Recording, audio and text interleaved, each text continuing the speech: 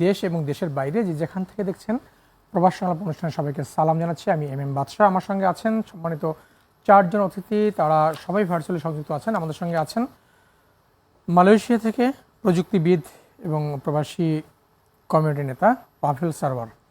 আমাদের সঙ্গে আছেন অভিবাসন খাত বিশ্লেষক জনাব আসিফ মুনির, এবং আমাদের সঙ্গে আছেন ব্র্যাক মাইগ্রেশন বিভাগের প্রধান এবং সহযোগী পরিচালক ব্র্যাক জনাব শরীফুল হাসান। আমাদের সঙ্গে আছেন বায়রার সাবেক যুগ্ম মহাসচিব জনাব ফখরুল ইসলাম। আপনাদের সবাইকে স্বাগত জানাচ্ছি আমাদের আজকের অনুষ্ঠানে। দর্শক, যখন স্ক্রিনে এরকম চারজন ব্যক্তিকে দেখা যায় যারা সাম্প্রতিক সময় বিভিন্ন বিষয় নিয়ে কথা বললেও সবার কিন্তু বুঝে যাওয়ার বিষয় যে আসলে আমাদের আজকের আলোচনার টপিকটি কী হতে পারে। কারণ সাম্প্রতিক সময় আমরা মালয়েশিয়ার যে কলিং, মালয়েশিয়ার শ্রমবাজার আবার চালু হতে যাচ্ছে, এই বিষয়ে যে আশার আলো বা সরকারের উদ্যোগ গ্রহণ, সে বিষয়ে কিন্তু নানা কথা চলছে। আর সেসব বিষয় নিয়ে মূলত আমাদের এই সম্মানিত চারজন আলোচকের কাছ থেকে আমরা শুনবো তাদের বিশ্লেষণ, তাদের তথ্য উপাত্ত। কিন্তু এই মালয়েশিয়ার শ্রমবাজার একদিকে যেভাবে আশার আলো তৈরি করছে, কিন্তু আমাদের মনের ভেতরকার যে শঙ্কা বা সংশয়, সেটি কিন্তু এখনও কাটাতে পারেনি। আর এসব বিষয় নিয়ে আমরা আজকের বিষয় নির্ধারণ করেছি মালয়েশিয়ার শ্রমবাজার আশার আলো না পুরনো ভয়। আসলে পুরনো ভয় মানে কি? সেই পুরনো সিন্ডিকেট কিংবা সেখানে মালয়েশিয়া যেতে চাওয়া মানুষদের অনেক বেশি পরিমাণ টাকা খরচ করে যাওয়া, কিন্তু সেখানে গিয়ে সঠিকভাবে কাজের সন্ধান না পাওয়া, এই গল্পগুলো অনেকটাই পুরানো। সেই পুরনো গল্পগুলো কোনোভাবেই আমরা এড়াতে পারছি না। প্রতিবারই আমাদের সেই সব সংকট সংশয় কিন্তু থেকেই যাচ্ছে। তো আমি একটু শুরু করতে চাই মালয়েশিয়া থেকে। আমাদের সঙ্গে সংযুক্ত আছেন প্রবাসী প্রযুক্তিবিদ জনাব পাভেল সারওয়ার।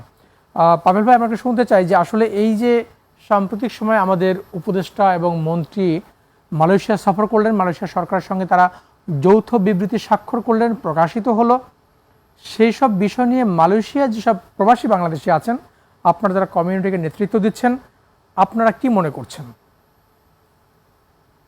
ধন্যবাদ বাদশা ভাই এবং বাংলা টিভিকে একদম সময় উপযোগী একটি আহ, বিষয়ের উপর আজকে আলোচনা আয়োজন করার জন্য। এবং স্ক্রিনে আমি ছাড়া বাকি যারা আছে তারা সবাই এই সেক্টরের জন্য একদম মানে আলোচনার পারফেক্ট লোকজন। আমি মালয়েশিয়া প্রবাসী এবং হচ্ছে দীর্ঘদিন মালয়েশিয়া থাকার কারণে যে এক্সপিরিয়েন্স গুলো পেয়েছি, এবং সরাসরি আমি আপনার যেহেতু রেমিটেন্স এবং ফিনটেক ইন্ডাস্ট্রির সাথে ইনভলভ, সো প্রতিদিন প্রচুর বাংলাদেশি এবং অন্যান্য দেশের লোকজনের সাথে আমার একটা এঙ্গেজমেন্ট হয়। আমি কিছু অভিজ্ঞতা হচ্ছে আজকে শেয়ার করতে পারি। সো সম্প্রতি আপনার আমাদের মন্ত্রী মহোদয় এবং উপদেষ্টা আহ, প্রধানমন্ত্রীর উপদেষ্টা সফর করে গেলেন। আপনি যেমনটা বলছিলেন যে যৌথ বিবৃতিও আপনার স্বাক্ষরিত হয়েছে, এটা একটা আশার দিক। আর নতুন সরকার নতুন ভাবে সবকিছু চিন্তা করছে। পাশাপাশি যখন আমরা প্রবাসীদের সাথে কথা বলি যারা আমাদের সাথে আমি যেমনটা বলছিলাম যে আমার সাথে প্রতিদিনই বেশ কিছু প্রবাসীদের সাথে দেখা হয়, তাদের মধ্যে কিন্তু একটা আশঙ্কাও কাজ করতেছে। তারা যে জিনিসটা ভয় পাচ্ছে যে আবারও সেই পুরনো সিন্ডিকেট হবে কিনা, আবারও সেই নতুন বোতলে পুরাতন মদ আসবে কিনা, আবার সেই আপনার 1-2 লাখ টাকার বা ভিসা কস্ট সেটা গিয়ে হাত বদল হতে হতে 5-6 লাখ টাকায় গিয়ে জমা হবে কিনা। হ্যাঁ, but সেই বিষয়টা কিন্তু এখানে আশঙ্কার কাজ করছে। পাশাপাশি আরেকটা আশঙ্কার বিষয় আমি এখানে লক্ষ্য করছি যে নতুন কলিং চালু হবে, নতুন লোকজন মালয়েশিয়াতে আসবে, বাট সেই পরিমাণ কাজ আসলে মালয়েশিয়াতে আছে কিনা, আসার আগে সেই বিষয়টা নিয়ে যারা আসতে চায় তারা এই বিষয়টাতে তারা ওয়াকিফাল কিনা, যে আসলে মালয়েশিয়াতে যে আমি যাচ্ছি একটা স্বপ্ন নিয়ে, হয়তোবা কেউ বাড়ি বন্ধক রেখে যাচ্ছে, কেউ জমি সেল করে আসতেছে, স্টোরি গুলো আসলে সেই পুরাতন স্টোরি, বাট এখানে আসার পর সেই পরিমাণ কাজ আছে কিনা। কারণ আহ, গত লাস্ট লটে আপনার যে পরিমাণ আহ, লোকজন কলিং ভিসায় আছে, এক্সিস্টিং যে পরিমাণ লোক মালয়েশিয়াতে থাকে, আনঅফিসিয়াল অফিসিয়াল সোর্সে বলে যে ডকুমেন্টেড আনডকুমেন্টেড মিলে এখানে নিয়ার অ্যাবাউট 15 লাখ বাংলাদেশি আছে। সো 15 লাখ বাংলাদেশের মধ্যে কিছু কিছু সোর্স মানে আপনারা মিডিয়া হাউসরাই বলে যে প্রায় 5 লাখের মতো এখানে অলরেডি অবৈধ আছে। আবার মালয়েশিয়ান সরকার, আমি যদি ভুল না করি, এপ্রিলের শেষ পর্যন্ত একটা সুযোগ দিয়েছে যে ফাইন দিয়ে দেশে ফেরত যাওয়া। কিন্তু এই যে মাঝখানে আবার কলিং চালু হওয়া, এবং আপনি জানেন যে এই কলিং চালুর সাথে অনেকগুলো ব্রোকার শ্রেণীও জড়িত, মানে এটা শুনতে খারাপ শোনালেও এটার সাথে একটা ব্রোকার শ্রেণী জড়িত, তারাও অলরেডি মাঠে মার্কেটিং করা শুরু করতেছে যে নতুন কলিং যেহেতু শুরু হচ্ছে, তার মানে অবৈধ যারা আছে তাদেরকে সরকার বৈধ হওয়ার সুযোগ দিবে। বাট আমরা যারা এখানে প্রফেশনাল যারা আছি, যা স্পেশালি আমরা যারা এখানে হোয়াইট কলার জব করি, আমরা যখন লোকাল কমিউনিটির সাথে মিশি, মালয়েশিয়ান কমিউনিটির সাথে মিশি, তারাও কিন্তু অনেক সময় আশঙ্কা প্রকাশ করে। কারণ বা লাস্ট লটে যে কলিং গুলো আসছে, এই কলিং এ আসার পর প্রচুর লোকজন কিন্তু কাজহীন। এবং দেখা যাচ্ছে যে শরীফ ভাই মালয়েশিয়ার সাথে খুব ক্লোজলি কানেক্টেড, কারণ আমি শরীফ ভাইকেও ফলো করি ওনার অ্যাক্টিভিটি। যে শরীফ ভাই আরো বেটার বলতে পারবে, যে দেখা যায় যে এখানে একটা কোম্পানিতে কাজ নিয়ে আসছে, তার ভিসা এক্সওয়াইজেড কোম্পানিতে, তাকে একটা আপনার কমিটমেন্ট দিয়ে নিয়ে আসা হয়েছে, কিন্তু আসলে আসার পর সিনারিওটা ভিন্ন। তাকে তখন পাঠায় দেওয়া হচ্ছে অন্য একটা কোম্পানিতে, বা সে যে এক্সপেকটেশন নিয়ে আসছিল, ফ্যামিলির ওই এক্সপেকটেশন মিট না করার কারণে সে কিন্তু অন্য কোম্পানিতে কাজে চলে যাচ্ছে। আসছে প্ল্যান্টেশনে, চলে যাচ্ছে কনস্ট্রাকশনে, আসছে কনস্ট্রাকশনে, চলে মানে যাচ্ছে এগুলো ট্রাই আসলে করতেছে আসলে আপনার পাভেল সার্ভিস ভাই সেক্টরে। এই বিষয়গুলো একেবারেই পুরনো একই ধাঁচের কমপ্লেইনগুলো আমরা বারবারই শুনে আসছি। ধন্যবাদ, আমরা আপনার কাছে আসবো। আমরা যাচ্ছি একটু, আমাদের সঙ্গে আছেন ব্র্যাক মাইগ্রেশন বিভাগের সহযোগী পরিচালক এবং মাইগ্রেশন ডিপার্টমেন্টের প্রধান জনাব শরীফুল হাসান। শরীফ ভাই, আসলে আপনি দীর্ঘ সময় মাইগ্রেশন সেক্টর নিয়ে কাজ করেছেন, আপনার রিপোর্টিং এর সময় দেখেছি আমরা, পাশাপাশি আপনার ব্র্যাক মাইগ্রেশন ডিপার্টমেন্টের দায়িত্ব পালনকালীন সময়গুলোতে পুরোটা সময় আপনি এখানে কাজ করছেন এই সেক্টর নিয়ে, যেখানে মালয়েশিয়ার বিষয় নিয়ে কিন্তু আপনার এর আগে আমরা বিভিন্ন আলোচনায় আপনার কাছ থেকে অনেক তথ্য আমরা পেয়েছি। কিন্তু এত এত ঘটনাকে পার করে আবার নতুন করে মালয়েশিয়ার শ্রম বাজার নিয়ে আমাদের যে আলোচনা শুরু হয়েছে, বা নতুন করে যৌথ যে বিবৃতি স্বাক্ষর হয়েছে, আপনি সেখানে কি ধরনের আশা দেখছেন? না, ধন্যবাদ। মালয়েশিয়ার শ্রম বাজার যদি আপনি দেখেন, 1978 সালে 23 জন কর্মী মালয়েশিয়া গিয়ে আমাদের শ্রম বাজারটা চালু হয়। আগামী 2028 সালে তার মানে 50 বছর হবে। এই 50 বছরে যদি আপনি হিস্ট্রি দেখেন, অলমোস্ট প্রতিবার একই ঘটনা। 97 সালে বন্ধ হয়েছে, 2004-এ বন্ধ হয়েছে, 2009-এ বন্ধ হয়েছে, 2015-16-তে বন্ধ হয়েছে, 2018-তে বন্ধ হয়েছে, সর্বশেষ 2024-এ বন্ধ হয়েছে। প্রতিবার বন্ধ হওয়ার সময় একই কথা বলা হয়েছে যে আগের সিস্টেম ত্রুটিপূর্ণ ছিল, এই সিস্টেমে কর্মীরা ক্ষতিগ্রস্ত হয়েছে, অনেক বেশি টাকা তাদের দিতে হয়েছে। আমরা নতুন এমন একটা পদ্ধতি করছি যেখানে কম খরচে বা বিনা খরচে কর্মীরা যাবে, কর্মীরা গিয়ে ভালো থাকবে। এই নতুন সিস্টেমের কথা বলে আপনার তার আরো বেশি টাকা নেওয়া হয়েছে, তিনি আরো বেশি প্রতারণার শিকার হয়েছেন, আবার বাজার বন্ধ হয়েছে। এবং দুঃখজনক হলো, পুরনো যাদের কারণে এই সংকটটা হয়, গত 15, 20, 25 বছর ধরে দেখছি, তারাই প্রতিবার নতুন সিন্ডিকেটের কেন্দ্রে থাকে। সরকারের পক্ষ থেকে যখন যে সরকার আসে, যে মন্ত্রী বা উপদেষ্টারা আলোচনা যান, মানে মাঝে মাঝে মনে হয় দুধ ভাত, মানে একই কথা, সেই একই যে কম খরচে যাবে, আইলো মানে এমপ্লয়ার পে মডেলে যাবে। কিন্তু আমি একদম জ্যোতিষীর মতোই গত 15 বছর সাংবাদিক হিসেবে, এবং তারপর এইভাবে বলছি যে কোনো সুযোগ নাই। মালয়েশিয়ার কর্মীরা কাগজে কলমে কখনো 37,000 টাকা, কখনো 1 লাখ টাকা, যাই বলুক না কেন, 4 লাখ, 5 লাখ, 6 লাখ টাকার নিচে কখনো কর্মী অতীতে যায়নি, ভবিষ্যতেও যাওয়ার আমি সুযোগ দেখছি না। বরং এই যে মানে বৈঠকটা হচ্ছে, আমরা তো শুনছিলাম যে যে কোনো মূল্যে মালয়েশিয়ার শ্রম বাজার চালু করার জন্য আপনার, যখন বিগত সরকার ক্ষমতা ছিল তাদের লোকজন সামনে সাইনবোর্ডে ছিল, এখন যে সরকার ক্ষমতা আছে তাদের লোকজন সামনে আছে, এবং তারাই আসলে চাইছে যে কোনো মূল্যে বাজারটা খোলা হোক। এবং সরকারের জন্য সংকটটা হচ্ছে, আপনি যেহেতু মধ্যপ্রাচ্য যুদ্ধ চলছে, আমাদের খুব বিকল্প শ্রম বাজার নেই। আবার মানে আমাদের যারা সরকার নীতি নির্ধারক, তাদেরকে আমি বলতে শুনি আহ, আসলে তো কিছু করার নাই, আচ্ছা লোকজন অন্তত পক্ষে যাক। এবং আপনি এই সিন্ডিকেটের হোতা আপনার এই টেলিভিশনে যে দুই আমিন, দেশে আমিন বিদেশে আমিন, তাদের বিরুদ্ধে আমি কথা বলেছি। এখন যিনি লেফটেন্যান্ট মাসুদ আছে তাদের বিরুদ্ধেও কথা বলেছি। তারা মনে করতো যে আমরা যারা সিন্ডিকেট বা এই অনিয়মের বিরুদ্ধে বলতাম, আমরা হচ্ছে তাদের শত্রু। কারণ তারা হাজার কোটি টাকার বিনিয়োগ, তাদের ব্যবসা বাণিজ্য, দুর্নীতি হচ্ছে না, সেটা বন্ধ হয়েছে। তো আমি নতুন করেও মানে আমি যদি আপনাদের টেলিভিশনে বলছি, যদি এমন কোনোদিন হয় যে মালয়েশিয়ায় নিয়োগকর্তারা মানে আইএলওর পে মডেলে যাচ্ছে, কোনো কর্মীর খরচ দিতে হচ্ছে না, আমার তাহলে আর সাংবাদিকতা লেখালেখির প্রয়োজন নাই, আমার কাজ করার প্রয়োজন, আমি অবসরে চলে যাব এবং আমি খুব খুশি হব। এই দিনটা দেখার আমি অপেক্ষায় আছি, গত 25 বছর ধরে অপেক্ষায় আছি, কোনোদিন দেখতে পারলাম না। তো নতুন সরকার আসছে, এটা যদি হয় আমি খুব ইতিবাচক ভাবে সেটাকে নেব। কিন্তু কোনোদিন জি। কি হয়েছে? আদৌ কি কোনোদিন হবে? আমরা কি চাই? যদি চাই বাংলাদেশ সরকার যদি চায় যে না, আমরা আসলে এইভাবে 5 লাখ 6 লাখ টাকা দিয়ে কর্মী পাঠাবো না, আমাদের লোকজন গিয়ে এরকম মর্মান্তিক পরিস্থিতির শিকার হবে না, আমাদের আন্তর্জাতিক ভাবমূর্তি ক্ষুণ্ণ হবে না, আমাদের লোকজন সর্বশান্ত হবে না, যেটাকে বলে আধুনিক দাস প্রথা, যদি সরকার চায় আমরা এই পদ্ধতি থেকে বের হয়ে আসব, সরকার চাইলে সেটা সম্ভব। মালয়েশিয়া আসবে, কারণ বাঙালিরা যে কাজগুলো করে আপনার রাবার বাগানে বা এই কাজ করার জন্য মালয়েশিয়ানরাও করবে না, ইন্ডিয়ান শ্রীলঙ্কানরাও কেউ করবে না। এই যে আমাদের শক্তিটা আমরা বুঝি না, আমরা আসলে যে কোনো মূল্যে কর্মী পাঠাতে চাই, এইটা মূলত মালয়েশিয়ার সরকার বা বাংলাদেশেরই সরকারের যখন যারা ক্ষমতায় থাকে আশীর্বাদ পুষ্ট লোকজন, তাদের আসলে ব্যবসা করতে হবে, তাদের পক্ষে ভরতে হবে। এবং আপনি মালয়েশিয়ার যখনই নতুন কোনো নির্বাচন আসে দেখবেন আপনি মালয়েশিয়ার প্রান্তে থাকে, আমি বাংলাদেশেরও যতটুকু সংকট আমি তার চেয়ে বেশি দায়ী করি মালয়েশিয়াকে। যে দেখেন গতবার মালয়েশিয়ার মানব সম্পদ মন্ত্রী যখন চিঠি দিয়ে বললেন যে 25 জনের একটা সিন্ডিকেট, পৃথিবীর কোনোদিন শুনেছেন কোন একজন মন্ত্রী চিঠি দিয়ে বলতে পারে আমি 25 জনের সিন্ডিকেট নিব? সেই সময় থেকে বলেছিলাম যে এই মন্ত্রী থাকবেন না, কিন্তু 1000 কোটি টাকা দুর্নীতি হয়ে যাবে, তাই হলো।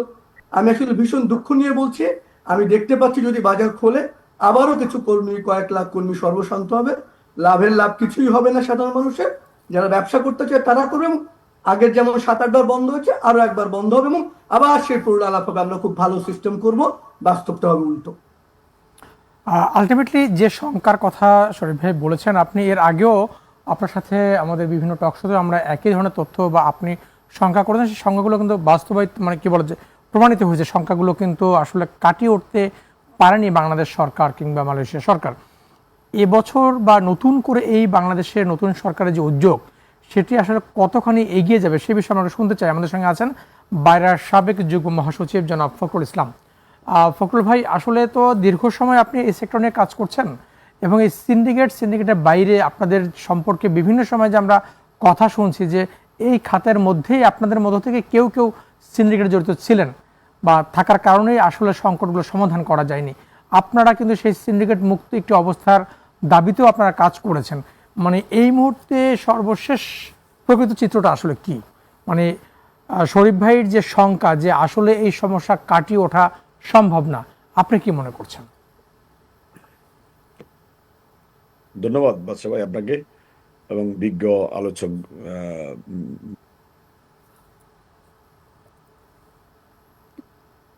আসলে যে বিষয়টা শরীফ ভাই ইতিমধ্যে বলেছেন এবং আমাদের মালয়েশিয়া থেকে পাবেল ভাই বলেছেন, ওনাদের কথাগুলা একেবারেই সত্যি। আমারও একই রকম অপিনিয়নেই আসবে।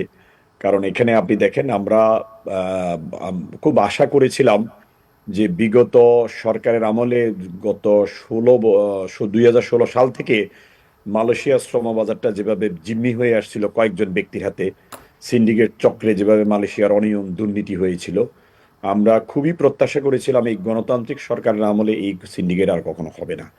কিন্তু আমাদের এই যে মাননীয় মন্ত্রী এবং মাননীয় উপদেষ্টা, ওনারা যে মালয়েশিয়া সফর করেছেন, সেই সফরেও আমরা খুব আশাবাদী ছিলাম এবার একটা ভালো কিছু হবে। কিন্তু আমরা যে সমঝোতা স্বাক্ষর নয়, যেটা প্রেস রিলিজে যে দুইজনই যে স্বাক্ষর করলেন, সেই প্রেস রিলিজে আমরা কি দেখলাম, সেখানে কি আছে যদি আমরা একটু দেখি। ওনার বক্তব্য আমরা শুনেছিলাম, জনাব মাহাদি আমিন সাহেবের বক্তব্য, মাননীয় উপদেষ্টা, ওনার বক্তব্য আমরা শুনেছিলাম। খুবই চমৎকার ভাবে উনি কথা বলেন। এই প্রথম আমি ওনার বক্তব্য শুনলাম। উনি খুব মানে পলিটিক্যালি আদার্স খুব সুন্দরভাবে উনি খুব বক্তব্য দিয়েছেন। কিন্তু সেখানে কিছু কিছু জায়গায় যে ওনারা আমাদের মন্ত্রী মহোদয় যে সাইন করেছেন প্রেস রিলিজে, আপনি যদি দেখেন এখানে বলা হয়েছিল যে নতুন শ্রমবাজার খুলবে, ওয়েলকাম। কিন্তু সেখানে বলা হচ্ছে যে মামলার একটা বিষয় আছে। তো মামলাটা বাংলাদেশে মামলা হয়েছে, স্থান বাংলাদেশে, মামলার বাদী বিবাদী ওরাও বাংলাদেশি। তো এই মামলা কেন হয়েছে? এই যে আগে যে সাবেক সরকারের আমলে যে অনিয়ম দুর্নীতি হয়েছিল, ক্ষতিগ্রস্ত হয়েছিল এই দেশের রিক্রুটমেন্ট এজেন্সিগুলো, ক্ষতিগ্রস্ত হয়েছিল কর্মীরা, বিভিন্ন রকমের এই অনিয়ম দুর্নীতির কারণে মামলা হয়েছিল। কিছু মামলা কেউ ব্যক্তি করেছে, আবার কিছু মামলা সরকার করেছে, যেটা সিআইডিতে আছে, দুদকে আছে, এই মামলাগুলো আছে। এখন মালয়েশিয়ান সরকার এই দেশের মামলা, এই দেশের ব্যক্তি, এই দেশের ঘটনা, সেটা মালয়েশিয়ান সরকার বলছে যে এই মামলাগুলো উইথড্র করতে হবে। এটা একটা ইস্যু আছে। সেকেন্ড ইস্যু হচ্ছে যে আপনার সেখানে বলা হচ্ছে যে জিরো কস্টে লোক যাবে। এটা একটা নতুন কনসেপ্ট, যেটা আমাদের শরীফ ভাই খুব চমৎকার ভাবে বলেছেন, যে প্রতিবারই যখন খোলার সময় হয় তখন বলা হয় হ্যাঁ আগে অনিয়ম হয়েছে, দুর্নীতি হয়েছে, শ্রমিকেরা শোষণ করা হয়েছিল শ্রমিকদেরকে, কিন্তু এখন আবার সুন্দর করে নতুন করে করা হবে। যেটা আমাদের পাবেল ভাই বলল, ওই পুরাতন বোতলে নতুন মদ, উনি খুব সুন্দর করে বললেন। ঠিক একই বিষয়টা এখন নতুন একটা কনসেপ্ট নেওয়া হচ্ছে, সেটা হচ্ছে জিরো কস্টে যাবে। সেই জিরো কস্ট কিভাবে যাবে, একেবারে বলা হয়েছে আইএলও নিয়ম অনুযায়ী এমপ্লয়ার পে পদ্ধতি, অনেক সুন্দর খুব চমৎকার ভাবে কথাটা বলা হয়েছিল, বলা হয়েছে। এরপরে দেখেন আরেকটা জিনিস, আমি কয়েকটা পয়েন্টটাকে যদি কনসিকুয়েন্স করি, এরপরে বলা হলো কিন্তু জিরো কস্টে যাবে, কিন্তু কারা পাঠাবে, সে বলতেছে অন্য সব দেশের মতো, কিন্তু বাংলাদেশের একটা পার্থক্য হচ্ছে credible and qualified recruitment agency. তো what do you mean by credible and qualified recruitment agency, এক জায়গায় কিন্তু ধরা। তো এই ক্রেডিবলটা কে বানাবে, কে নির্ধারিত করবে কোন এজেন্সিরা ক্রেডিবল, কোয়ালিফাইডটা কে, এটা কে ঠিক করবে, কারা ঠিক করবে? এটা ঠিক করবে একজন, যিনি আগেও করেছেন, যার হাতে এই শ্রমবাজারটা দীর্ঘদিন জিম্মি ছিল, সেই বেস্টিনেটের এফডব্লিউ সিএমএস এর যারা হত্যাকর্তা, সেই আমিন সাহেবের হাতে, ওনারই এই, আমরা মনে করি যে এই যে নতুন যে কনসেপ্টটা, এটা ওনারই কনসেপ্ট। এই কনসেপ্টটা আমাদের দেশকে, আমাদের মন্ত্রণালয়কে এটা খাওয়াইছেন, এবং ওনারা খুব সুন্দরভাবে বলেছেন this is a wonderful concept. কিন্তু এই ওয়ান্ডারফুল কনসেপ্টের ভিতরে যে আপনার এই যে জিরো কস্টের নাম বলে, আচ্ছা মালয়েশিয়াতে zero cost, how is it possible? এটা কোনোদিন হয়েছে, কোনোদিন হবে? এটা কল্পনাই করা যায় না, যেটা শরীফ ভাই বললেন। হ্যাঁ, জিরো কস্টের কিছু কাজ আছে, যেটাকে আমরা আরবিএ বলি, রেসপন্সিবল বিজনেস অ্যালায়েন্সের যারা মেম্বার, এটা খুব বড় বড় কোম্পানিগুলো যারা ইউরোপ আমেরিকাতে কর্মী পাঠান, তাদের প্রোডাক্টগুলো পাঠান, তাদের ক্ষেত্রে তাদের একটা রেসপন্সিবিলিটি আছে, তারা কিছু জিরো কস্টে, that should be maybe maximum 10%। তার মানে 10% যাওয়ার একটা সুযোগ হইতে পারে, কিন্তু 90%, সো 90%-এর বিষয়টাতে তারা ওই 10% হয়তো এটা হইতে পারে, কিন্তু 100%, 90%টাকে তারা সেটা পুষিয়ে নিবেন। এর আগে দেখেন এই সেই সেই সেই যে সেই যে পুষিয়ে নেওয়া, সেই আমি যে একটু শেষ করি, এই এফডব্লিউ সিএমএস পদ্ধতির কারণে আগে কিন্তু এই আরবিএ প্রতিষ্ঠানগুলো বাংলাদেশ থেকে বিনা খরচে কর্মী নিতে পারে নাই। কেন নিতে পারে নাই? কারণ 1,52,000 টাকা তাদেরকে সিন্ডিকেটের ফি দিতে হয়েছিল বাধ্যতামূলক ভাবে, সেই জন্য তারা নিতে পারে নাই, এবং ওই কর্মীগুলো নেপাল বা অন্যান্য কান্ট্রি থেকে তারা কিন্তু নিয়েছে। আপনি দেখেন আরেকটা জিনিস দেখেন, এই যে বলতেছে সব দেশের জন্য সমান, সব দেশের জন্য একই সিস্টেম ঠিক আগেও ছিল, এখনো বলা হচ্ছে, কিন্তু আগের থেকে কিন্তু সেখানে কোনো লাইসেন্সের কোনো ইয়ে ছিল না, লিমিটেড ছিল না। আর লাইসেন্সের যখনই লিমিটেড থাকবে, এই লিমিটেড থাকা মানে হচ্ছে সেখানে সিন্ডিকেট হবে, লিমিটেড লাইসেন্সের মানে হচ্ছে যে সেখানে অতিরিক্ত ফি দিতে হবে, লিমিটেড লাইসেন্সের মানে হচ্ছে যে সেখানে মানে সামবডি এটাকে নিয়ন্ত্রণ করবে, জি, জিম্মি করবে। ধন্যবাদ ধন্যবাদ জনাব ফখরুল ভাই, আমরা আসছি আপনার কাছে, আমরা আসছি। আমাদের সঙ্গে আছেন জনাব আসিফ মনির ভাই, আসিফ মনির অভিবাসন খাত বিশ্লেষক। আসিফ ভাই, একটু শুনতে চাই যে এই যে ফখরুল ভাই যে বিষয়টা বলবো শরীফ ভাইয়ের বক্তব্যের ধারাবাহিকতায়, যে আসলে নতুন করে যেসব পদ্ধতি চালু করা হোক না কেন, আদৌ আমাদের সেই সংকট সংসার যে জায়গাগুলো, সেগুলো থেকে বেরিয়ে আসা সম্ভব নয়। আপনার কাছে কি মনে হয়, আমাদের যে নতুন করে মালয়েশিয়া নিয়ে যে আলোচনা শুরু হয়েছে, যে যৌথ বিবৃতি সিদ্ধান্ত নেওয়া হলো, এই বিষয়গুলোকে আপনি কিভাবে মূল্যায়ন করছেন? আপনার বিশ্লেষণ কি বলছে? ধন্যবাদ বাংলা টিভিকে এবং বাচ্চা ভাই আপনাকে। একই কথাই আসলে আমি পুনরাবৃত্তি করতে চাই না, আমি পূর্ববর্তী যে তিনজন বললেন একই, আমারও একই মত। এটা আমি বিশ্লেষণের জায়গা থেকে যদি বলেন, এইভাবে দেখবো যে মানে ইংরেজিতে টার্ম আছে লো হ্যাঙ্গিং ফ্রুট, অর্থাৎ মানে সহজলভ্য কিছু একটা করা বা দৃশ্যমান একটা কিছু করা। এখন আমরা অনেক বছর ধরেই দেখছি যে সংখ্যাতত্ত্বের দিকে বেশি গুরুত্বটা থাকে অভিবাসন খাতে, কত মানুষ গেল, কিভাবে গেল, কিন্তু সেটার জন্য কিভাবে যাওয়ার ক্ষেত্রে প্রক্রিয়াগুলো কিন্তু আমরা ঠিকঠাক করি না। এখন যেহেতু অন্য শ্রমবাজার নাই, খোলা যায় নাই এখনো, এবং সেখানে নতুন করে এখন দেখা যাচ্ছে যে বিশেষ করে ইরান এবং ইসরায়েলের যুদ্ধের কারণে মধ্যপ্রাচ্যে একটা সংকট দেখা দিচ্ছে, সবকিছু মিলিয়ে মনে হচ্ছে হয়তো সরকারের, বর্তমান সরকারের, যে ঠিক আছে মালয়েশিয়াটা হয়তো সহজলভ্য একটা ব্যাপার, কিন্তু এখানে যেটা একটু আগে সবাই বললেন যে যে সংকটগুলো ছিল সেই সংকটগুলোকে রেখে বাজারটা কিভাবে খোলা হবে, এবং খুলতে গেলে সেই একই সংকটগুলোই থেকে যাবে।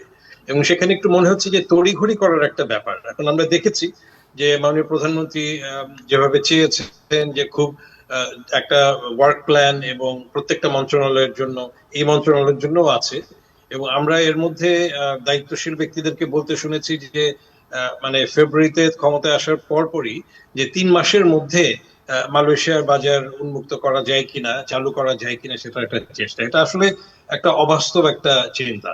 এবং এখন যেটা হচ্ছে সেটা ওই যে যদি চালু হয়ও আবার বন্ধ হয়ে যাওয়ার সম্ভাবনা থাকবে, সমালোচনা হবে। তো প্রশ্নবিদ্ধ জায়গাগুলোকে রেখে দিয়ে এটা কোনোভাবেই আসলে সম্ভব না। সম্ভব, আমরা হয়তো বাহবা দিতে পারবো নিজেদেরকে যে হ্যাঁ আমরা আবার খুললাম, কিন্তু ওই একই ব্যাপারই হবে যেটা শরীফুল ভাই বললেন একটু আগে, যে আবার বন্ধ হয়ে যাবে এবং তখন বিভিন্ন রকম দুর্নামগুলো আসবে। আর মামলাগুলোর ব্যাপারে যেটা বলা হচ্ছে, হ্যাঁ ফখরুল ভাইও যেটা বললেন, ওইখানের সংকটগুলো তো আমরা জানি মালয়েশিয়ার এন্ডে, কিন্তু যৌথ বিবৃতিতে সেটার খুব স্পষ্ট কোনো কিছু নেই। এখন এগুলো নিয়ে আলাপ কতটা হয়েছে আমরা জানি না। আমরা প্রকাশ্য তো যেটুকু দেখতে পাচ্ছি, সেখানে কোনো কিছু দেখছি না মালয়েশিয়া ওখানে কি করবে। অথচ গত 1 বছরের মধ্যে কিন্তু আমরা দেখেছি যে মাঝে মাঝেই মালয়েশিয়া ধরপাকড় কিন্তু সেখানে করছে। এই যে আমরা বলছি যে কিছু মানুষ সেখানে অবৈধভাবে আছেন বা যাদের হয়তো বৈধতা নেই, কাগজপত্রগুলো নেই, তাদেরকে ধরপাকড়ের জায়গাগুলো কিন্তু হচ্ছে বাংলাদেশি সহ অন্যান্যদের ক্ষেত্রে। কাজে সেইটা আছে, কিন্তু এখানে দুর্নীতির সাথে যারা জড়িত বা এখানে ধোঁয়াশা যে জায়গাগুলো আছে সেগুলোর ব্যাপারে মালয়েশিয়ার কর্তৃপক্ষ কি পদক্ষেপ দিচ্ছে সেটা কিন্তু আমরা দেখছি না। সেটা কেন নিচ্ছে না আমরা সেটা জানি। শুধু প্রবাসী বাংলাদেশি প্রভাবশালী ব্যক্তি তা না, মালয়েশিয়ার মধ্যেও প্রভাবশালী ব্যক্তি আছেন, মালয়েশিয়ার দেশের নাগরিক বা ওই দেশি মানুষ যারা এই চক্রের সাথে জড়িত। তাদের কোনো পরিবর্তন তো হচ্ছে না। এখন এগুলো নিয়ে যদি আমরা স্পষ্টভাবে কথা বলতে না পারি, আমাদের কোনো প্রয়োজন ছিল না আসলে যে 2 মাসের মাথায় একটা আলোচনায় গিয়ে যৌথ বিবৃতি দিয়ে চালুর চেষ্টা করা। এটা আসলে খুব একটা লাভ আমরা এখানে দেখবো না।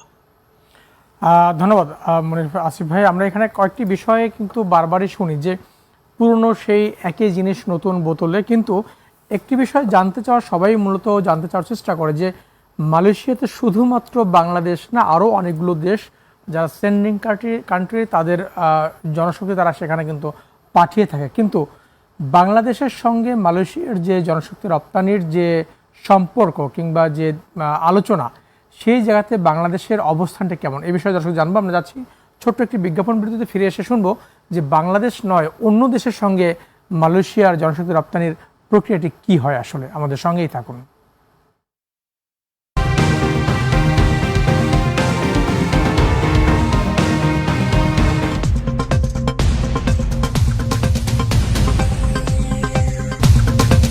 প্রিয় দর্শক, সবাইকে আমন্ত্রণ জানাচ্ছি আজকের বাংলা টক। সরকার আর জনগণের মধ্যে তো একটা পার্থক্য যেমন আছে, একটা মিলও আছে। কেউ কেউ বলছেন এ ধরনের প্রস্তাব দাবির কারণে নির্বাচন বিলম্বিত হতে পারে, কেউ বলছেন ষড়যন্ত্রের অংশ। 12টা নির্বাচনের মধ্যে আপনি মাত্র 3টে নির্বাচনকে বলতে পারেন যে জেনারেলি অ্যাকসেপ্টেবল। আমাদের গণতন্ত্রের পথযাত্রায় একটা বড় কাজ, তার অন্যতম বিষয় হচ্ছে ভোট। আমাদের এখন তত্ত্বাবধায়ক সরকার নেই। আওয়ামী লীগের পতন হয়েছে তো আওয়ামী লীগের মন্দ কারণে। আমি এখনো পর্যন্ত ভোট দিতে পারি। Nucleus of the focus. কোনো অপরাধী কি অপরাধ করে গ্রেফতার হওয়ার জন্য বসে থাকে? তো তারা কোনো ধরনের প্রতিক্রিয়াই দেখালো না। এটা কোন মডিউলের মধ্যে পড়বে? ভবিষ্যতে পিআর থেকে সরে আসার সম্ভাবনা আছে জামাত ইসলাম। দেশের স্বার্থে, দেশের সার্বভৌমত্বের স্বার্থে জামাত এই ব্যাপারে একদম কিন্তু এটা মনে করে যে এই সরকারকে সময় দেওয়া উচিত। তো ওই বাজারের উপরে নিয়ন্ত্রণ করবার ক্ষেত্রে সিন্ডিকেট ডেফিনেটলি খুবই পাওয়ারফুল। জনগণের কল্যাণে রাজনীতি নাকি কোনো ব্যক্তি বা গোষ্ঠীর কল্যাণে রাজনীতি? জনগণের মনোনীত, জনগণের পছন্দের সরকার, জনগণের বেছে নেওয়া সরকার। ইতিহাসের ধারাবাহিকতায় যদি বিচার করি, তাহলে আজও আমাকে এটা বলতে হয় যে আমরা বীরের জাতি। বাংলা টক রবি থেকে বৃহস্পতিবার দেখবেন রাত 9:30 প্রবাসী ভাই বোনদের বিভিন্ন স্বার্থ সংশ্লিষ্ট বিষয় নিয়ে কথা বলি। ব্রিটেনে কত সাল থেকে শুরু হয়েছিল? ফুল ওয়েজেসটা তারা কিন্তু দিয়ে দিত বাংলাদেশ স্বাধীন হওয়ার জন্য। আর কি কি জায়গা আমাদের ডেভেলপ করা উচিত হার্ড স্কিলের জন্য? এনএসডিএ থেকে আমরা যে কারিকুলাম আমরা এখন ফলো করছি, আমি বিশ্বাস করি যে তারা দেশের বাইরে গিয়ে ভালো থাকবে।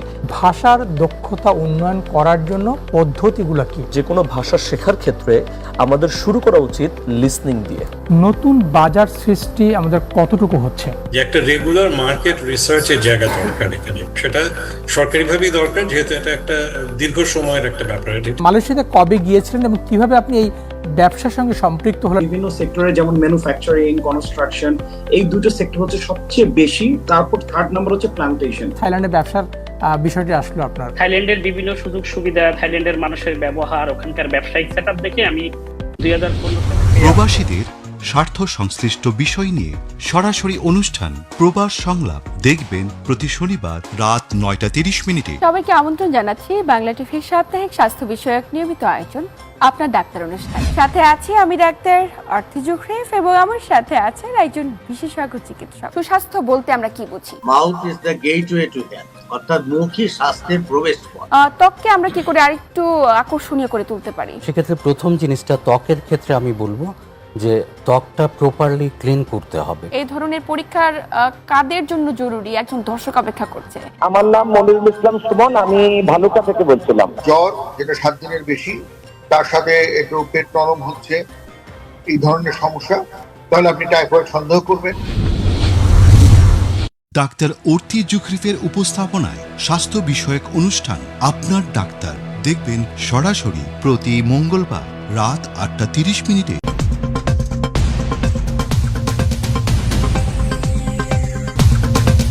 প্রিয় দর্শক সবাইকে আমন্ত্রণ জানাচ্ছি আজকের বাংলা টক।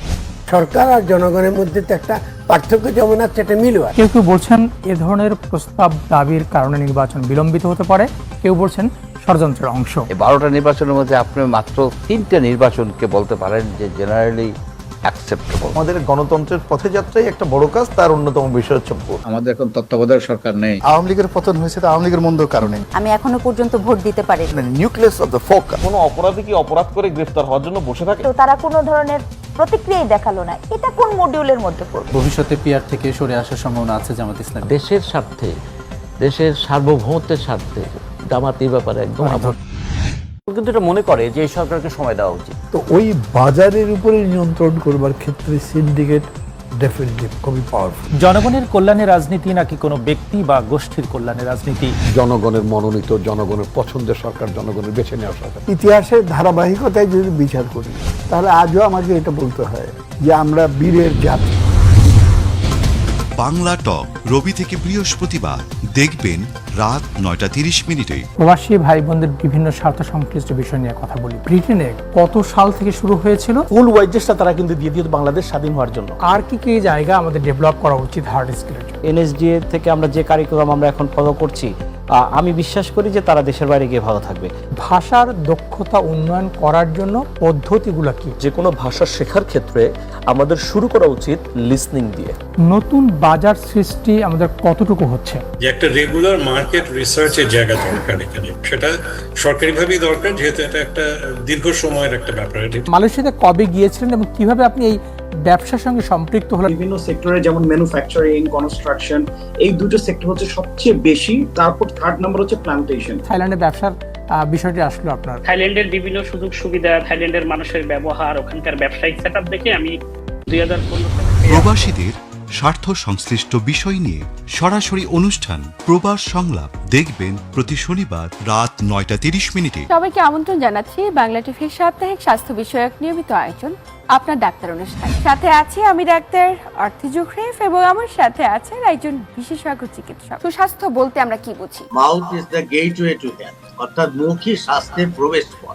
ত্বককে আমরা কি করে আরেকটু আকর্ষণীয় করে তুলতে পারি? সেক্ষেত্রে প্রথম জিনিসটা ত্বকের ক্ষেত্রে আমি বলবো যে ত্বকটা প্রপারলি ক্লিন করতে হবে। এই ধরনের পরীক্ষার কাদের জন্য জরুরি? একজন দর্শক অপেক্ষা করছে। আমার নাম মনিরুল ইসলাম সুমন, আমি ভালুকা থেকে বলছিলাম। জ্বর যেটা 7 দিনের বেশি, তার সাথে একটু পেট নরম হচ্ছে, এই ধরনের সমস্যা, তাহলে আপনি টাইফয়েড সন্দেহ করবেন। ডাক্তার অর্থি জুখরিফের উপস্থাপনায় স্বাস্থ্য বিষয়ক অনুষ্ঠান আপনার ডাক্তার দেখবেন সরাসরি প্রতি মঙ্গলবার রাত 8:30।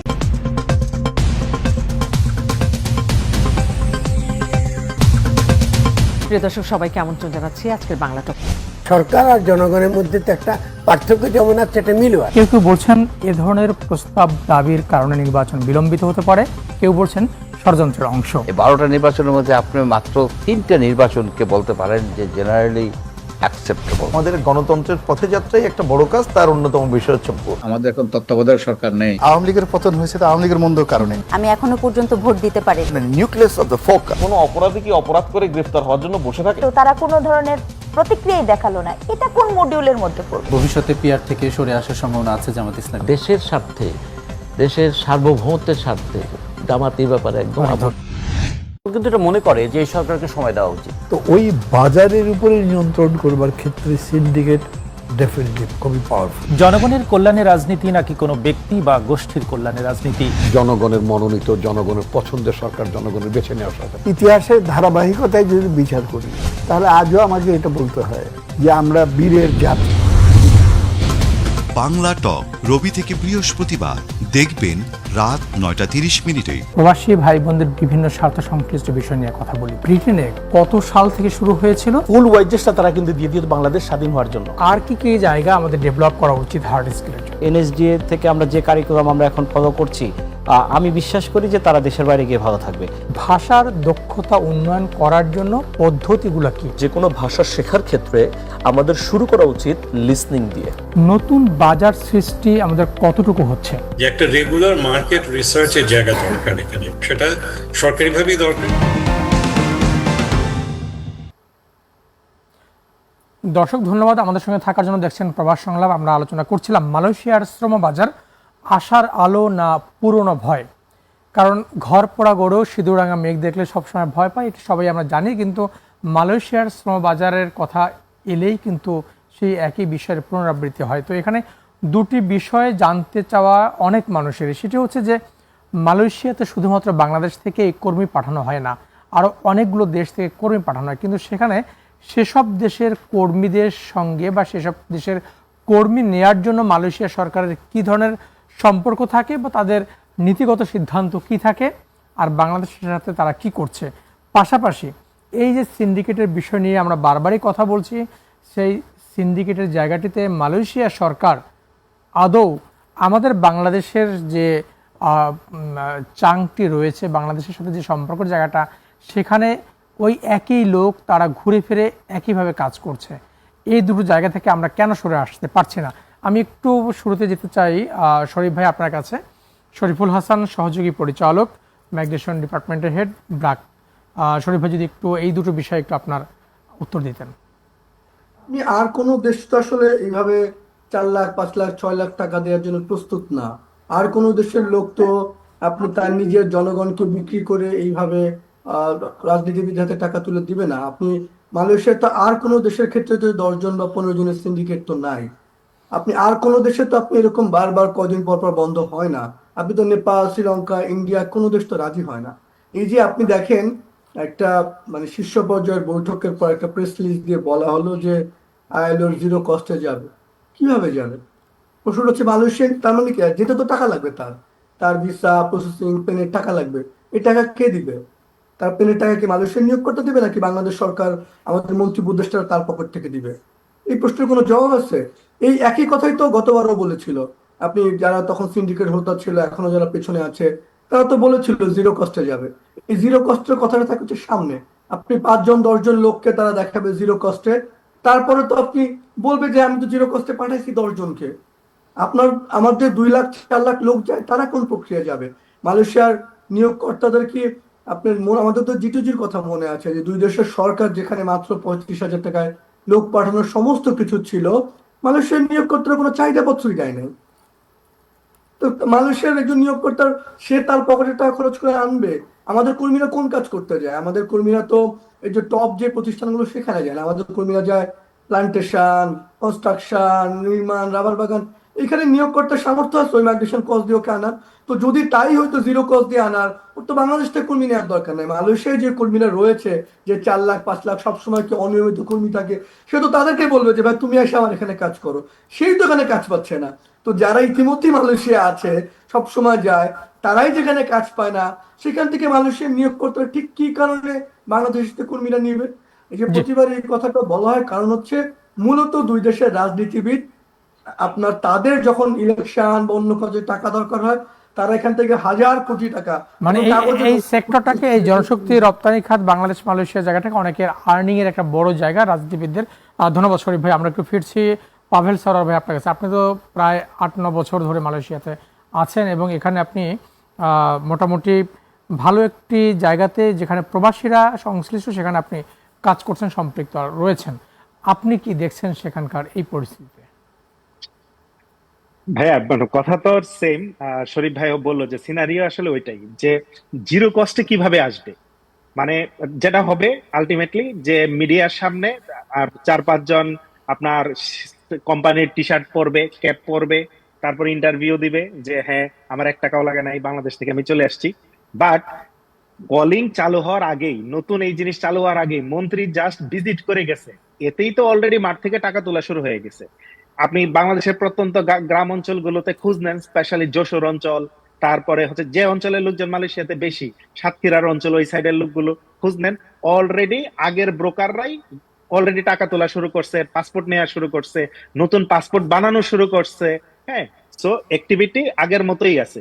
হ্যাঁ, আমাদের যেটা নতুন সরকারের প্রতি আপনি যদি বলেন, আমার এক্সপেকটেশন থাকবে আগে কি হয়েছে না হয়েছে শিপ ডিলিট করে দিই আমরা, দিয়ে আমরা যেহেতু একটা ফ্রেশ স্টার্ট করতে চাচ্ছি, ফ্রেশ স্টার্টটা আমরা একটু সময় নিয়ে আমরা একটু স্ট্র্যাটেজি চেঞ্জ করে দেন শুরু করি। যেমন আপনি বলছিলেন যে অন্যান্য দেশ কি করে, নেপালিরা পার্টিকুলারলি এখানে সিকিউরিটি গার্ড হিসেবে আসে, কন্ডোমিনিয়ামে, শপিং মলে, ব্যাংকে, এভরিহোয়ার আপনি দেখবেন নেপালিরা এই জায়গাটা ওরা দখল করে নিছে। আপনি যদি দেখেন যে ফ্যাক্টরি গুলোতে, লাইক শরীফ ভাই যেমন বললো যে আমাদের ভাইরা আসে কনস্ট্রাকশন, প্ল্যান্টেশন, ক্লিনিং এগুলোতে, আমাদের ভাইদেরকে, শ্রমিক ভাইরা কেন আপনার সার্ভিস সেক্টরে আসতে পারতেছে না, আমাদের শ্রমিক ভাইরা কেন ফ্যাক্টরি ওয়ার্কার হিসেবে আসতে পারতেছে না। আমি আমার কাজের স্বার্থে এমন বেশ কিছু ফ্যাক্টরি আমি ভিজিট করছি, যে ফ্যাক্টরিতে যে থাকার জায়গাটা এটা কিন্তু অনেক পশ, ওদের হোস্টেলটা, ওদের আপনার ফ্যান আছে, টেলিভিশন আছে, খাবারের মান ভালো। আবার আমি আমার কাজের স্বার্থে আমি এমনও জায়গায় গেছি যেখানে বাংলাদেশি ভাইরা থাকে, মানে এটা বলতে খারাপ লাগলেও যে বাংলাদেশের স্লামগুলোও এর চাইতে ভালো। আপনি যদি কল্যাণপুরের বা স্লামে যান, তাও দেখবেন যে থাকার একটা পরিবেশ আছে। বাট একটা কন্টেইনারের মাঝখানে নিচে এক অংশে মানুষজন, উপরে আরেক ফ্লোরে মানুষজন, যে পানিটা দিয়ে গোসল করতেছে, এই পানিটা দিয়ে আপনি হচ্ছে মানে আপনি এই ওটার পাশেই যাইতে পারবেন না বাদশা ভাই। আমি যদি আপনাকে বলি যে স্লামগুলোর মতো অবস্থা, তাহলে এই যে দল বেঁধে নিয়ে আসতেছে, ডকুমেন্টে অনেক কথাবার্তাই লেখা, আসার পর ওই জিনিস পাচ্ছে কিনা, এটার প্রভাব কিন্তু আমাদের উপরেও পড়তেছে, আমরা যারা এখানে হোয়াইট কলার হিসেবে আছি। আমার চোখের সামনে আমার একটা ভাই, সে ধরেন হচ্ছে আপনার থাকতেছে এরকম একটা পরিবেশে। হ্যাঁ, আসলে এইসব পরিবেশ, ধন্যবাদ পাভেল সরোয়ার ভাই, আমরা আপনার কাছে আসবো। আমাদের এই যে পরিবেশ পরিস্থিতিগুলো বারবার করে পরিবর্তনের উদ্যোগ গ্রহণ করা হয়, এবং এই জন্য কিন্তু একটি সংগঠন রয়েছে যারা এই খাতের ব্যবসায়ী, তাদের একটা সংগঠন রয়েছে, এবং বাইরার সাবেক যুগ্ম মহাসচিব ফখরুল ভাই আমাদের সঙ্গে আছেন। ফখরুল ভাই, আসলে আমরা বারবারই তো আলোচনা সমালোচনা করার পরেও নতুন করে আশা দেখি, কিন্তু এই আশা কি আদৌ বাস্তবায়ন করা সম্ভব কিনা, আর বাস্তবায়ন করতে হলে কি করা উচিত বলে আপনি মনে করেন?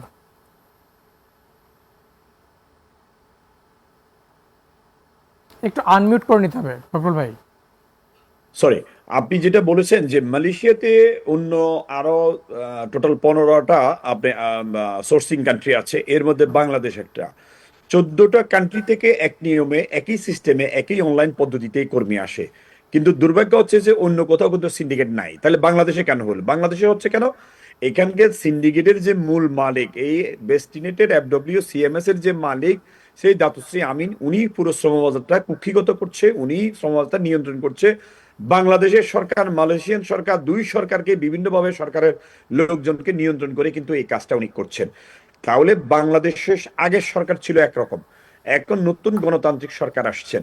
এই যেই নেপাল সরকার যখন স্ট্রংলি বলে দিতে পারে, ফ্রেশলি দিয়ে বলতে পারে যে আমরা কোনো বিশেষ কোনো ব্যক্তি বা গোষ্ঠীকে শ্রমবাজারকে কুক্ষিগত করতে দেব না, ক্লিয়ারলি বলে দিছে। এই কথা বলার পরও মালয়েশিয়া শ্রমবাজার কিন্তু উন্মুক্ত হয়েছে। অলরেডি নেপাল থেকে মালয়েশিয়াতে কিন্তু শ্রমিক যাচ্ছে, কিন্তু আপনার ওই যে ইন্দোনেশিয়া থেকে যাচ্ছে, পাকিস্তান থেকে যাচ্ছে, অন্য দেশ কিন্তু খোলা, কিন্তু বাংলাদেশ হচ্ছে না। বাংলাদেশে আমরা ভেবেছিলাম আগের সরকার বলতে পারে নাই, নতুন সরকার এটা বলতে পারবে, কিন্তু আমরা খুব অবাক হলাম, নতুন সরকারও কিন্তু এই কথাটা বলার কোনো সাহস ওনারা পাচ্ছে না। ওনারা কেন সিন্ডিকেটকে না করছে না? যে বাংলাদেশের যেখানে এত মামলা মোকদ্দমা, কর্মীরা হয়রানির শিকার হয়েছে, অতিরিক্ত টাকা দিয়েছে, এই সেক্টরে অরাজকতা হয়েছে, দেশের ভাবমূর্তি ক্ষুণ্ণ হয়েছে, নতুন সরকার যদি এটা করে তাদের ভাবমূর্তি ক্ষুণ্ণ হবে, দেশের ভাবমূর্তি ক্ষুণ্ণ হবে। 1.5 কোটি মানুষ বিদেশে বাস করে, এই 1.5 কোটি মানুষের 5 কোটি মানুষ কিন্তু বাংলাদেশে তাদের আত্মীয় স্বজন আছে, 6 থেকে 7 কোটি মানুষ কিন্তু কোনো না কোনোভাবেই বিদেশের সাথে কোনোভাবে ইনভলভমেন্ট আছে। তাইলে এই 6 থেকে 7 কোটি মানুষের কাছে সরকারের কিন্তু ইমেজ ক্ষুণ্ণ হবে যদি তারা আগেই সেই পেশিবাদীর কায়দা যদি সিন্ডিকেটটা করে। তাহলে আগে যারা সিন্ডিকেট করছে, এখন এই সরকার যদি সিন্ডিকেট করে, দুই সরকারের মধ্যে আসলে এই জায়গাটাতে মৌলিক পার্থক্য কি থাকবে? আপনি দেখেন। ধন্যবাদ ফখরুল ভাই। আমরা ফিরছি আসিফ মনির ভাই আপনার কাছে।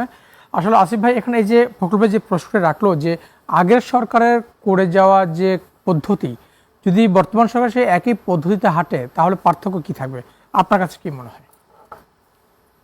একই পার্থক্য নাই, থাকবে না, নাই সেটা এখন মানে যেটা অলরেডি আমরা বলছি যে একটু ভাবনা চিন্তা করে একটু নতুন ভাবে, এবং মানে যেটা ফখরুল ভাই বললেন বা প্রবাস থেকে ভাই বললেন, এখানে আমাদের একটু শক্ত অবস্থান একটা নেওয়ার দরকার। এখন যেটা হচ্ছে যে এটাও বাস্তবতা, মালয়েশিয়াতে আছে এবং সবাই যে কাজ পাচ্ছে তাও না। এখন সেটা একটা জায়গা যে সেটা যাচ্ছে, আবার পাশাপাশি আমরা দুঃখিত দর্শক, যান্ত্রিক গোলযোগ নেটওয়ার্ক জনিত সমস্যার মধ্যে আছেন আসিফ মনির ভাই। আমরা একটু শরীফ ভাইয়ের কাছে ফিরতে চাই। শরীফ ভাই, আসলে এই সমস্যাগুলো সমাধান করার জন্য যে বিভিন্ন উদ্যোগ গ্রহণ করা হচ্ছে, কিন্তু উদ্যোগের মূল একটি ফখরুল ভাই যে বিষয়টি বললেন যে বেস্ট সিনেটের যিনি আছেন আমিন সাহেব, দাতো আমিন, তিনি প্রতিটা সময় বা এর আগে আপনার আলোচনায় আমরা শুনেছি যে আসলে এখান থেকে কি বের হওয়ার কোনো পথ কি বাংলাদেশ সরকারের নেই? বের করতে চাইলে তো অনেক পথ আছে। আপনি যেটা পাভেলের কথা শুনলেন, পাভেল সরোয়ার বললেন যে আপনি ইতিমধ্যেই টাকা নেওয়া শুরু হয়েছে। টাকাটা নেওয়া শুরু হয় কখন? যখন আপনি আনুষ্ঠানিকভাবে ঘোষণা দিচ্ছেন যে আলোচনা হয়েছে, চালু হয়ে গেছে। আপনি এই ঘোষণা কেন দিতে গেলেন? আপনি এই প্রতিবারই তো ঠিক একইভাবে শুরু হয়। আপনি চূড়ান্ত করে আপনার কর্মী বাছাই টাছাই করে চপ্ট এগ্রিমেন্ট করে সমস্ত প্রশ্ন যখন উত্তর আছে তখন আপনি বলেন। তার আগেই কি করে জিরো কস্টে কর্মী যাবে, প্রক্রিয়াটা কি, কে খরচ বহন করবে, এই কোনো প্রশ্নের উত্তর নেই। তার আগে আপনি বলে দিচ্ছেন যে খুব ইতিবাচক আলোচনা হয়েছে। তার মানেটা কি? তার মানেটা হচ্ছে আপনি বার্তা দিয়ে দিচ্ছেন সারা দেশ থেকে টাকা তুলে ফেলো। কাজে টাকা তোলা শুরু হয়ে গেছে। এখন আপনি টাকা তুলে দিবে, তা এই কর্মীর তার কোনো উপায় নাই। সে যেহেতু এখন 2-3-4 লাখ টাকা করে দিয়ে দিল, তার তখন এর পেছনে পেছনে ঘুরতে হবে। সংকটটা কিন্তু প্রতিবার এইভাবেই শুরু হয়। আপনি তো আগের পদ্ধতি দেখেন, এখন যিনি মন্ত্রী আছেন, তার আগে যিনি প্রবাসী কল্যাণ মন্ত্রী ছিলেন, তারও পেছনে যান। এখানে মন্ত্রীরা তো আসলে আমি দেখি দুর্ভাতের মতন একই কথা বলেন। হ্যাঁ, আমার এই বিষয়ে শরীফ ভাই আমরা আরো শুনবো। শরীফ ভাই, আমরা যাচ্ছি ছোট একটি বিজ্ঞাপন বিরতিতে। দর্শক ফিরে এসে শরীফের কাছে বাকি বিষয় শুনুন, আমাদের সঙ্গেই থাকুন।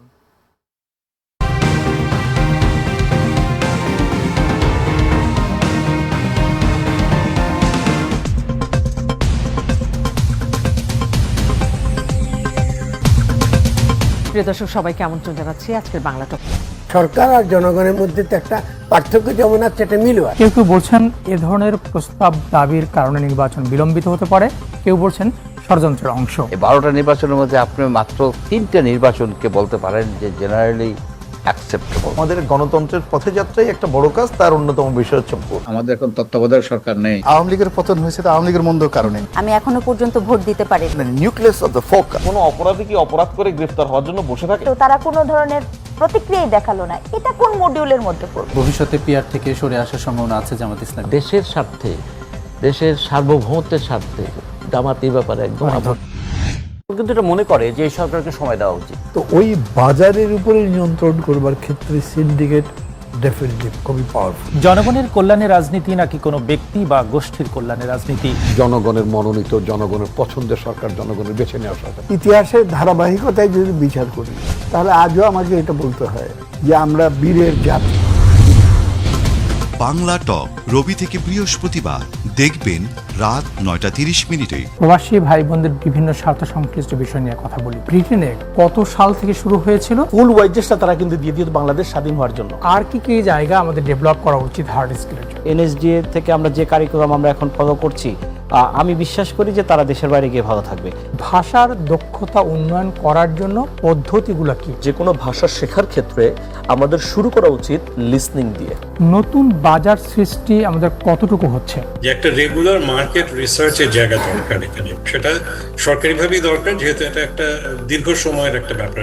মালয়েশিয়াতে কবে গিয়েছিলেন এবং কিভাবে আপনি এই ব্যবসার সঙ্গে সম্পৃক্ত হলেন? বিভিন্ন সেক্টরে যেমন ম্যানুফ্যাকচারিং, কনস্ট্রাকশন, এই দুটো সেক্টর হচ্ছে সবচেয়ে বেশি। তারপর থার্ড নাম্বার হচ্ছে প্ল্যান্টেশন। থাইল্যান্ডে ব্যবসার বিষয়টি আসলো আপনার? থাইল্যান্ডের বিভিন্ন সুযোগ সুবিধা, থাইল্যান্ডের মানুষের ব্যবহার, ওখানকার ব্যবসায়িক সেটআপ দেখে আমি 2015 সালে প্রবাসীদের স্বার্থ সংশ্লিষ্ট বিষয় নিয়ে সরাসরি অনুষ্ঠান প্রবাস সংলাপ দেখবেন প্রতি শনিবার রাত 9:30 সবাইকে আমন্ত্রণ জানাচ্ছি বাংলা টিভির সাপ্তাহিক স্বাস্থ্য বিষয়ক নিয়মিত আয়োজন আপনার ডাক্তার অনুষ্ঠান। সাথে আছি আমি ডাক্তার অর্থি জুখরিফ এবং আমার সাথে আছেন একজন বিশেষজ্ঞ চিকিৎসক। সুস্বাস্থ্য বলতে আমরা কি বুঝি? Mouth is the gateway to health, অর্থাৎ মুখই স্বাস্থ্যের প্রবেশপথ। ত্বককে আমরা কি করে আরেকটু আকর্ষণীয় করে তুলতে পারি? সেক্ষেত্রে প্রথম জিনিসটা ত্বকের ক্ষেত্রে আমি বলবো যে ত্বকটা প্রপারলি ক্লিন করতে হবে। এই ধরনের পরীক্ষার কাদের জন্য জরুরি? একজন দর্শক অপেক্ষা করছে। আমার নাম মনিরুল ইসলাম সুমন, আমি ভালুকা থেকে বলছিলাম। জ্বর যেটা 7 দিনের বেশি, তার সাথে একটু পেট নরম হচ্ছে, এই ধরনের সমস্যা, তাহলে আপনি টাইফয়েড সন্দেহ করবেন। ডাক্তার অর্থি জুখরিফের উপস্থাপনায় স্বাস্থ্য বিষয়ক অনুষ্ঠান আপনার ডাক্তার দেখবেন সরাসরি প্রতি মঙ্গলবার রাত 8:30।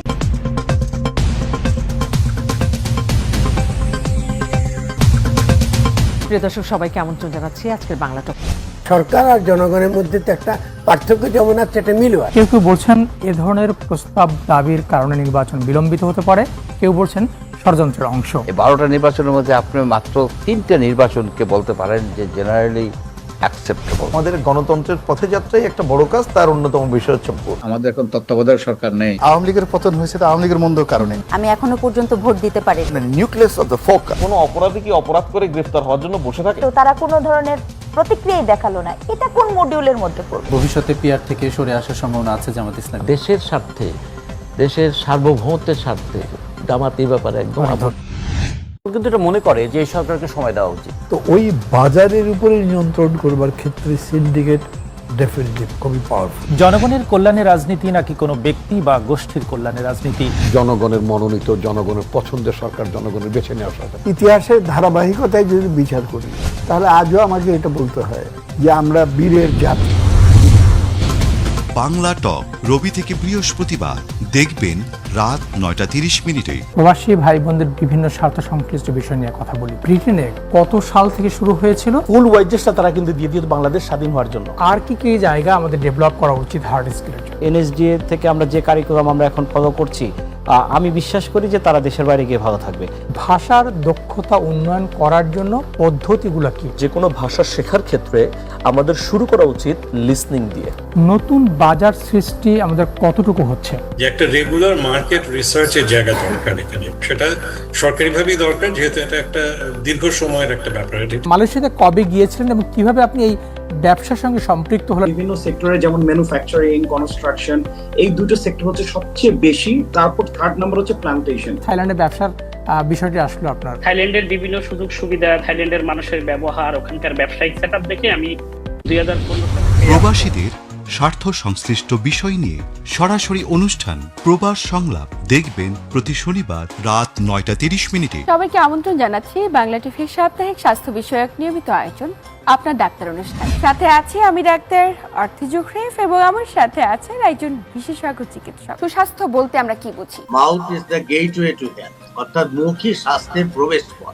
ত্বককে আমরা কি করে আরেকটু আকর্ষণীয় করে তুলতে পারি? সেক্ষেত্রে প্রথম জিনিসটা ত্বকের ক্ষেত্রে আমি বলবো যে ত্বকটা প্রপারলি ক্লিন করতে হবে। এই ধরনের পরীক্ষার কাদের জন্য জরুরি? একজন দর্শক অপেক্ষা করছে। আমার নাম মনিরুল ইসলাম সুমন, আমি ভালুকা থেকে বলছিলাম। জ্বর যেটা 7 দিনের বেশি, তার সাথে একটু পেট নরম হচ্ছে, এই ধরনের সমস্যা, তাহলে আপনি টাইফয়েড সন্দেহ করবেন। ডাক্তার অর্থি জুখরিফের উপস্থাপনায় স্বাস্থ্য বিষয়ক অনুষ্ঠান আপনার ডাক্তার দেখবেন সরাসরি প্রতি মঙ্গলবার রাত 8:30।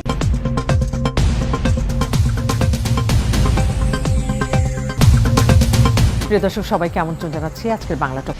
সরকার আর জনগণের মধ্যে তো একটা পার্থক্য যেমন আছে, একটা মিলও আছে। কেউ কেউ বলছেন এ ধরনের প্রস্তাব দাবির কারণে নির্বাচন বিলম্বিত হতে পারে, কেউ বলছেন ষড়যন্ত্রের অংশ। 12টা নির্বাচনের মধ্যে আপনি মাত্র 3টে নির্বাচনকে বলতে পারেন যে জেনারেলি অ্যাকসেপ্টেবল। আমাদের গণতন্ত্রের পথযাত্রায় একটা বড় কাজ, তার অন্যতম বিষয় হচ্ছে ভোট। আমাদের এখন তত্ত্বাবধায়ক সরকার নেই। আওয়ামী লীগের পতন হয়েছে তো আওয়ামী লীগের মন্দ কারণে। আমি এখনো পর্যন্ত ভোট দিতে পারি। Nucleus of the focus. কোনো অপরাধী কি অপরাধ করে গ্রেফতার হওয়ার জন্য বসে থাকে? তো তারা কোনো ধরনের প্রতিক্রিয়াই দেখালো না, এটা কোন মডিউলের মধ্যে পড়বে? ভবিষ্যতে পিআর থেকে সরে আসার সম্ভাবনা আছে জামাত ইসলাম। দেশের স্বার্থে, দেশের সার্বভৌমত্বের স্বার্থে জামাত এই ব্যাপারে একদম কিন্তু এটা মনে করে যে এই সরকারকে সময় দেওয়া উচিত। তো ওই বাজারের উপরে নিয়ন্ত্রণ করবার ক্ষেত্রে সিন্ডিকেট ডেফিনেটলি খুবই পাওয়ারফুল। জনগণের কল্যাণে রাজনীতি নাকি কোনো ব্যক্তি বা গোষ্ঠীর কল্যাণে রাজনীতি? জনগণের মনোনীত, জনগণের পছন্দের সরকার, জনগণের বেছে নেওয়া সরকার। ইতিহাসের ধারাবাহিকতায় যদি বিচার করি, তাহলে আজও আমাকে এটা বলতে হয় যে আমরা বীরের জাতি।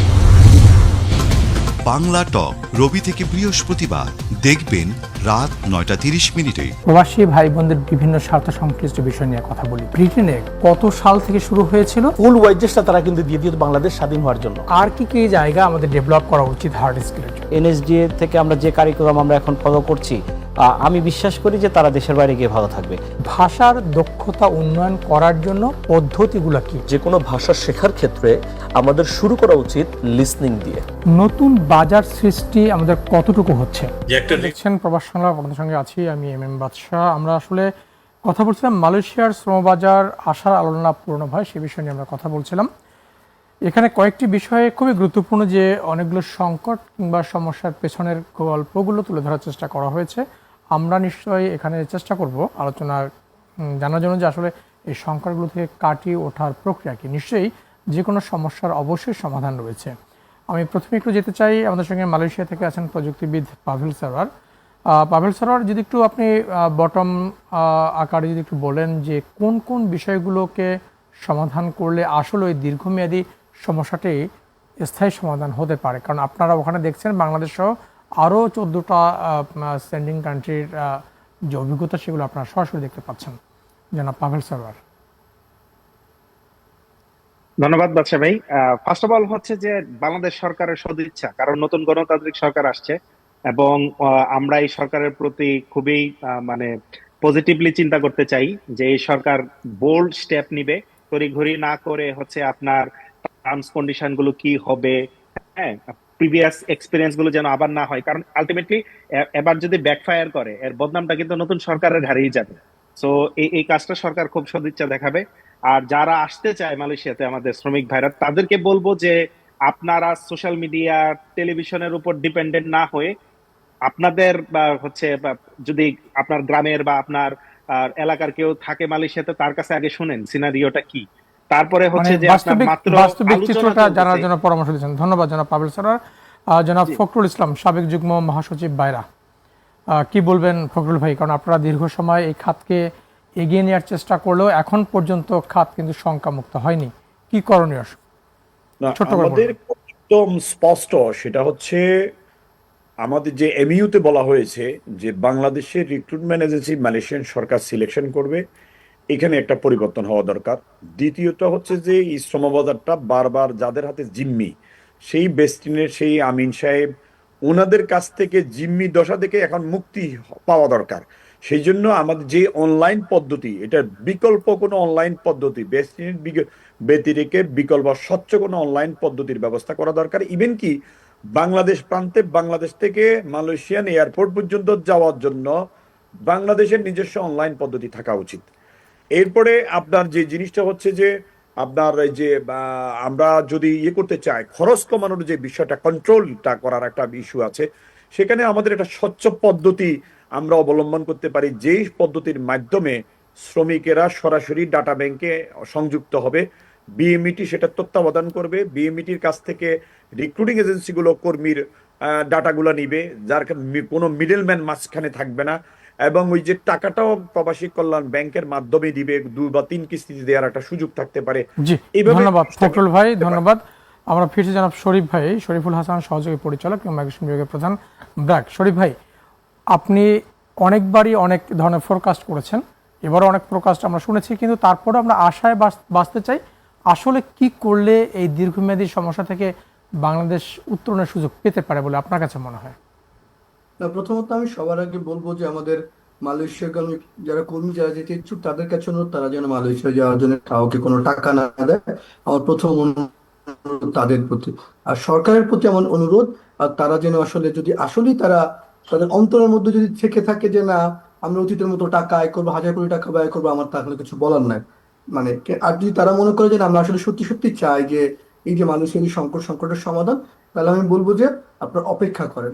কোন প্রক্রিয়ায় মানুষের কর্মী যাবে, খরচ কি হবে, কিভাবে নিয়োগকর্তারা নিবে, সেই জায়গাগুলো পরিষ্কার নিজেরা হন, জনগণকে পরিষ্কার করেন, সাধারণ মানুষকে জানান, তারপরে আপনারা মানুষের কর্মী পাঠানোর কথা বলেন। যদি এই প্রক্রিয়ায় আরো 2, 4, 5, 10 বছর বন্ধ থাকে, আমি গত 15 বছরটা অসংখ্যবার বলার চেষ্টা করছি, গত 48 বছরের মানুষের শ্রমিক হিস্ট্রি যদি দেখেন 6 থেকে 7-8 বছর খোলা ছিল, আর বাকি প্রায় 30-35 বছরই বন্ধ ছিল।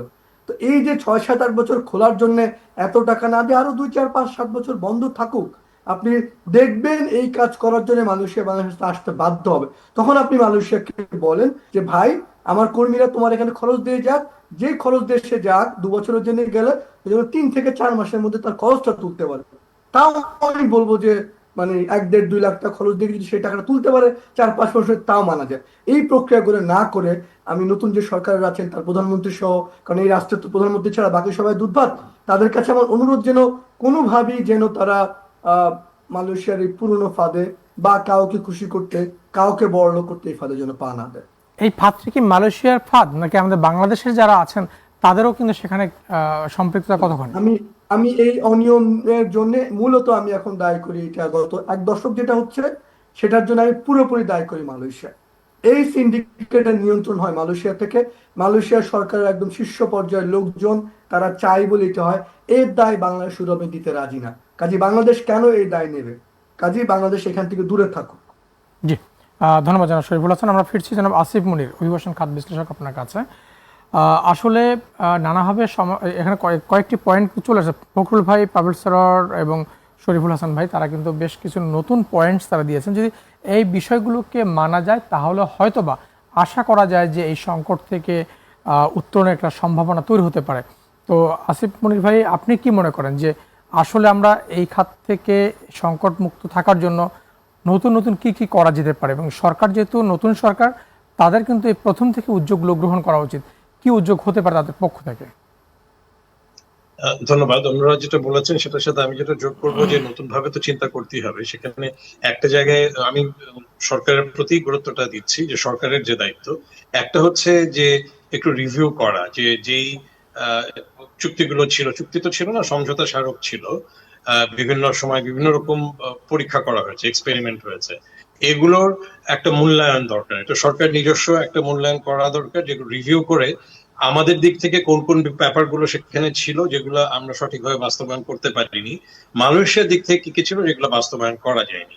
এবং সেটার সাথে আরেকটা দরকার, সেখানে মালয়েশিয়াতে যেটা আমি একমত শরীফুল ভাইয়ের সাথে, যে মালয়েশিয়ার দায় আছে অনেকটাই। এখন সেখানে কর্তৃপক্ষ যদি সেখানে খুব বেশি সেটা স্পষ্ট ভাবে দায়িত্ব না নেয়, মালয়েশিয়াতে কিন্তু বেশ কিছু মানবাধিকার সংগঠন রয়েছে যাদের সাথে সেখানে প্রবাসী বাংলাদেশিদেরও অনেক সময় যোগাযোগ আছে, তারাও সেই সহায়তাটা চান। তারা কিন্তু অনেক তথ্য তাদের কাছে রাখেন। আমাদের সাথে বিভিন্ন সময় যখন তাদের যোগাযোগগুলো হয়, বিভিন্ন অনলাইন সভায় বা যারা মালয়েশিয়াতে যান, এরা কিন্তু বাংলাদেশিদের মানবাধিকারের জায়গা থেকে অনেক ব্যাপারেই তারা ওয়াকিবহাল আছেন। কাজে তাদের কাছে কিন্তু অনেক সুস্পষ্ট তথ্য পাওয়া যাবে, যেটার ভিত্তিতে সরকার নেগোসিয়েশনে যেতে পারে। আর তৃতীয় যেটা আমি বলবো সেটা হচ্ছে যে এখানে যেই প্রস্তুতিগুলো দরকার, এখন এই যে সিন্ডিকেটের কথাটা বলা হচ্ছে, এটার একটা মুক্তির পথ আছে, একটা নীতিমালা কিন্তু আছে সরকারের, ক্লাসিফিকেশন, শ্রেণীবিন্যাসের। এখন সেটা নিয়ে একটা বিতর্ক আছে বা একটা বিভ্রান্তিও আছে যে এটা আসলে বিভিন্নভাবে তাদেরকে ভিক্টিমাইজ করা হবে কিনা এজেন্সিগুলোকে।